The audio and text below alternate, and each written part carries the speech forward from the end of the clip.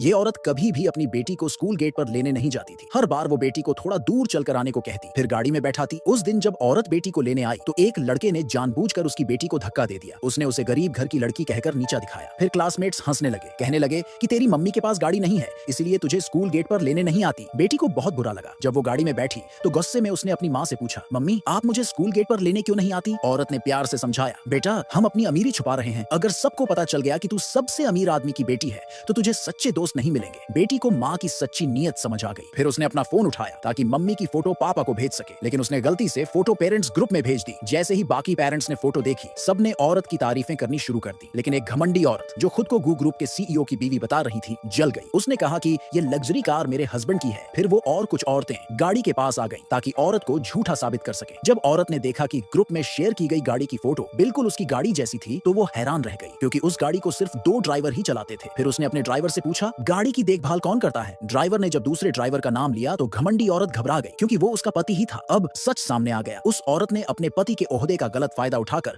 खुद को सीईओ की बीवी बताया था और ये भी झूठ बोला कि गाड़ी उसके पति ने उसे गिफ्ट में दी है। फिर उसने गुस्से में कहा, तुरंत इस गाड़ी से बाहर निकलो। लेकिन जब बेटी ने कहा, मुझे डर लग रहा है, तो औरत ने ड्राइवर को घर ले चलने को कहा। घमंडी औरत ने फिर गुस्से में एक वॉइस मैसेज भेजा, अगर इस औरत ने मेरी गाड़ी गंदी कर दी तो ये जिंदगी भर भरपाई नहीं कर पाएगी। ये सुनकर औरत हैरान रह गई। उसे लगा कि उसके पति की कहीं और भी एक बीवी है। पर बेटी बोली, पापा का पूरा पैसा तो मम्मी संभालती है। अगर पापा दूसरी औरत रखना भी चाहें तो उनके पास पैसे ही नहीं होंगे। मगर घमंडी औरत फिर भी चुप नहीं हुई। उसने टीचर से कहा, इस औरत को ग्रुप से निकालो। टीचर ने भी हाँ में हाँ मिला दी और कहा कि बच्चों को गलत सीख मिल रही है। औरत ने समझाने की कोशिश की, लेकिन टीचर ने उसकी बात काट दी। फिर घमंडी औरत ने अपने बेटे की बर्थडे पार्टी का इनवाइट सब पेरेंट्स को भेजा, सिर्फ औरत और उसकी बेटी को छोड़कर। लेकिन जब औरत ने देखा कि पार्टी ग्रीनफील्ड विला में हो रही है तो उसे कुछ अजीब लगा। उसे याद आया कि उसके पति की एक विला भी उसी नाम से सबर्ब्स में थी। घर जाकर औरत ने पति से बात नहीं की। पति को कुछ समझ नहीं आया तो बेटी ने वही सवाल पूछे जो माँ ने उसे पहले ही याद करवा दिए थे। बेटी ने हिंट दिया, आज हमारी लिमिटेड एडिशन कार को किसी और औरत ने अपना बताया। अब सीईओ को सब समझ आ गया। उसने वही कसम खाई